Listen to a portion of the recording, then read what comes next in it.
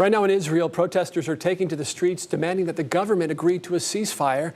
That's after 6 hostages were found dead in Gaza. Israeli Prime Minister Benjamin Netanyahu blaming Hamas, saying whoever murders hostages does not want a deal. ABC's Reena Roy has the latest.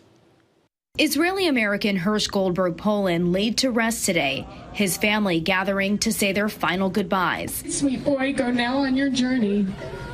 I hope it's as good as the trips you dreamed about, because finally, my sweet boy, finally you're free.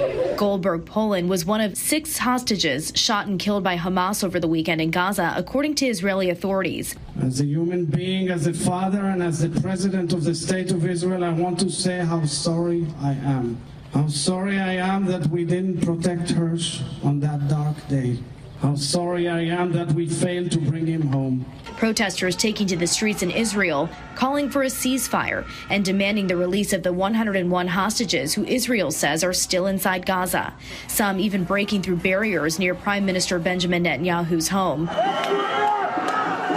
them home! Here at home, demonstrations also taking place in New York City's Central Park. None of this had to happen. No. I would like to call President Biden to tell Prime Minister Netanyahu, do not delay the deal. President Biden and Vice President Harris briefed in the Situation Room after the hostages were killed. Biden says Netanyahu isn't doing enough, and he's very close to presenting a final hostage deal to both sides. We're not giving up. We're going to continue to push as hard as we can. In Gaza City, at least 3 people killed in an Israeli strike on a car today.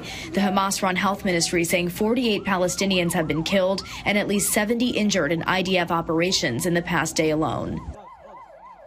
Netanyahu blames Hamas for failing to agree to a ceasefire deal. Meanwhile, the head of Hamas's negotiation team says the hostages could have been brought back alive, claiming Netanyahu is the reason for their deaths. Reena Roy, ABC News, New York.